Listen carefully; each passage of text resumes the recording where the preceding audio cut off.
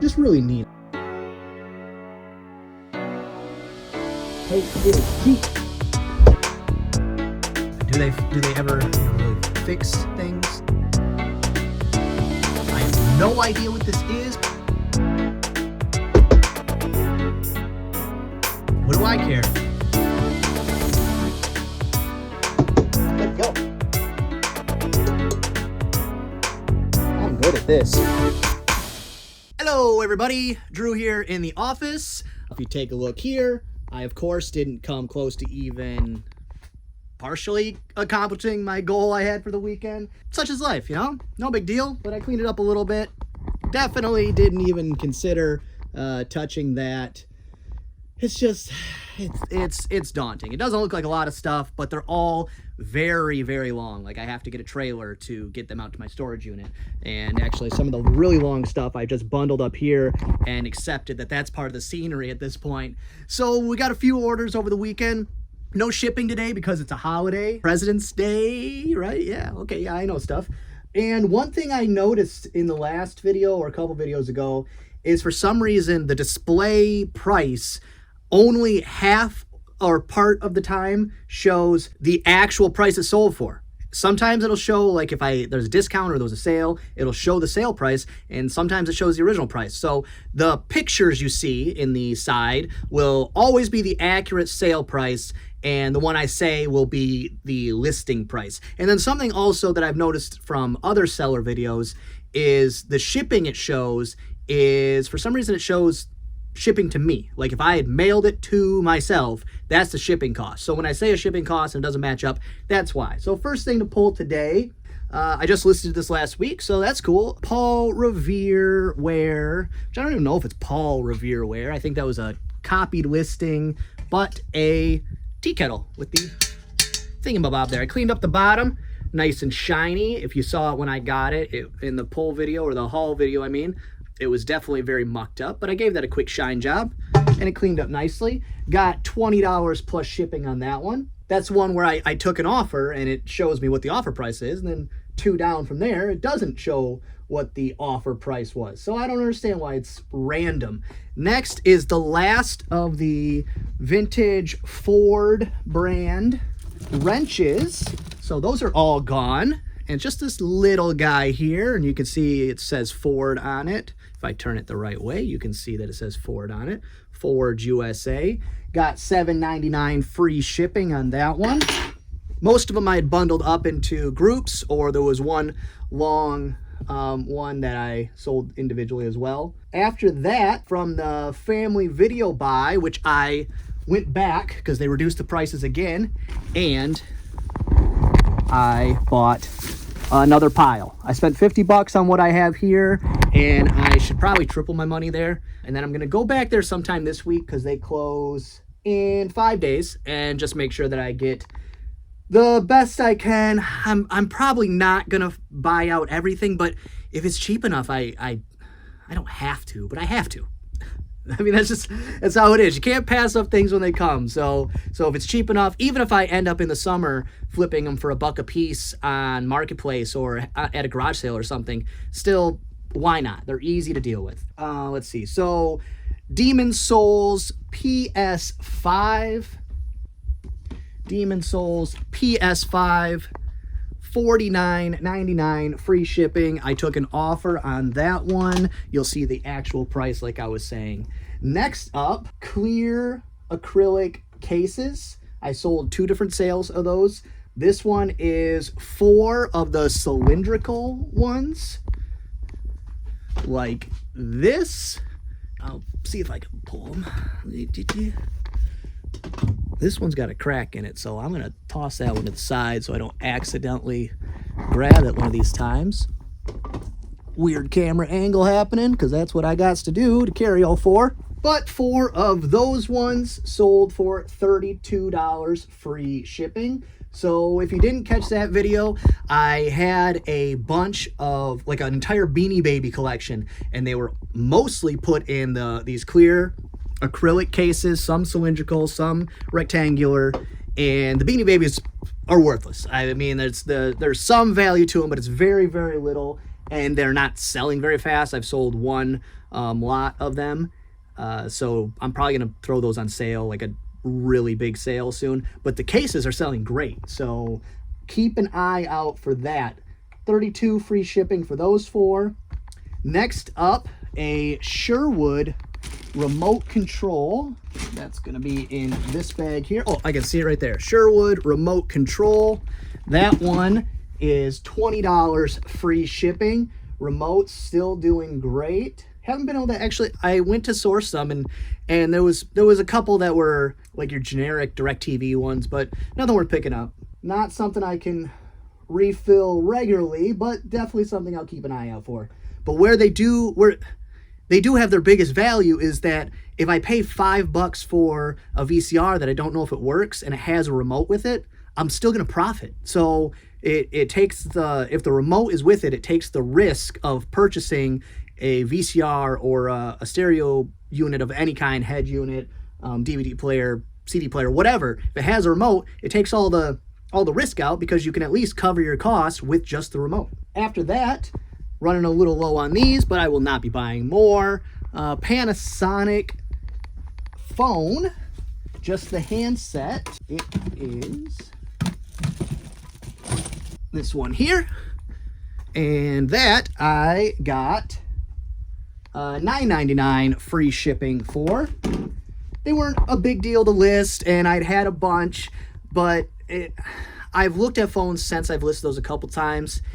I go to pick it up to look it up, and then it's in my brain enough of how much work it was to how much output I'm getting. Like, not real garage sales, sure, because you're getting things for $1, but if you're paying $4.99 for a phone set at Goodwill, it'd have to be one of the big office phones, and then that's different. But the house phones, not really worth it for that kind of price. After that, not going to pull it right now, but I'll grab one just to show you. Just like I was talking about. Oh man, being a short guy ain't fun. All right, there we go. The rectangular acrylic clear cases, someone bought 7 of those, $69.93 free shipping. That's gonna bump it up to priority, but it'll still be like a base priority, $7-8. So that's a great sale right there, and it's going in Michigan, so not too bad. After that, around here you don't really notice because it's winter and there's snow, but it's almost baseball season. So we have so if you have baseball gear, bats, gloves, summer gear, rackets, now is when you list that now, because even if you live in a winter climate area, other places it's spring in like 4 or 5 weeks. So you want to put the things out ahead of time. You want to list your Christmas stuff like well before Thanksgiving so that it's already up and out there when people decide to start buying it or placing it, or they get their stuff out and they found that, oh, this part of my village is broken. You want to list things ahead of time. So this is, I think, in the old system, maybe not. Let's double check. I put categories and shelving numbers in there for a reason. Why not use them if they're there? Negative, but let's see what we got. It's not too bad to search for something every once in a while.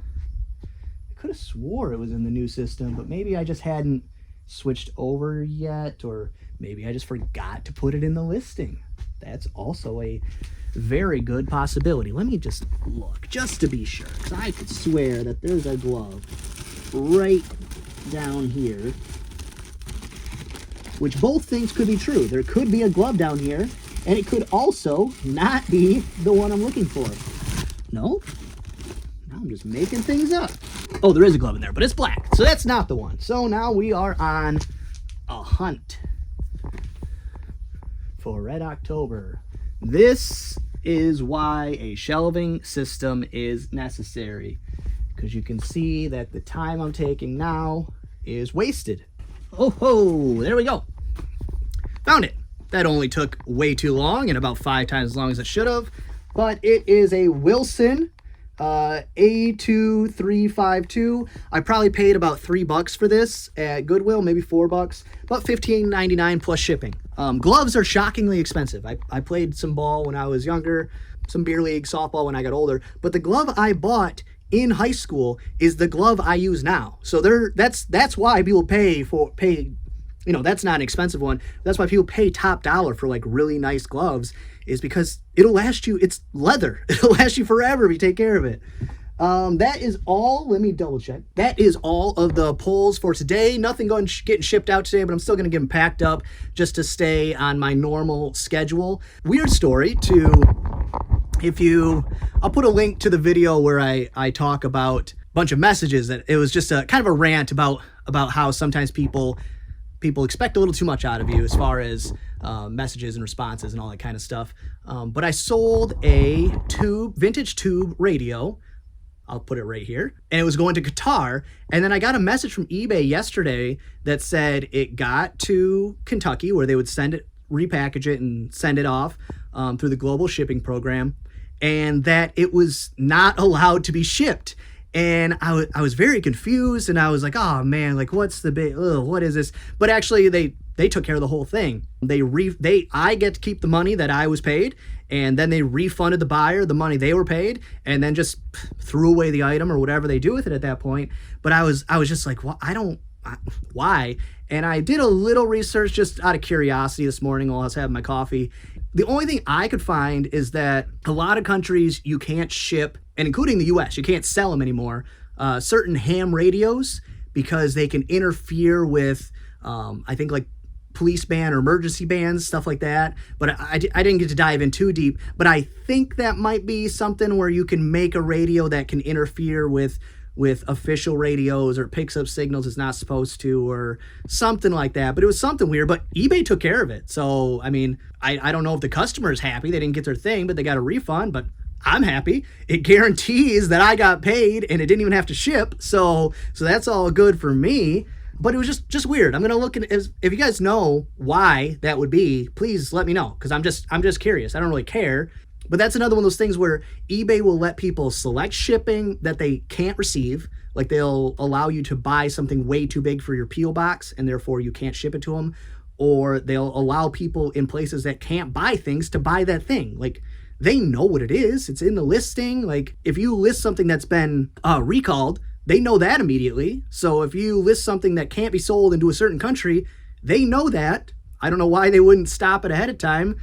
That doesn't make sense to me, but hey, whatever. I got paid. So yeah, let me get these packed up and then on with the rest of my day. All right, that is going to be all for this one. I actually filmed a whole second part to this video on beer mugs, beer steins, ceramic, vintage, German, Japanese, all that kind of stuff. And as I was editing it, it was boring. It was terribly boring. Are your ceramic steins worth anything? No.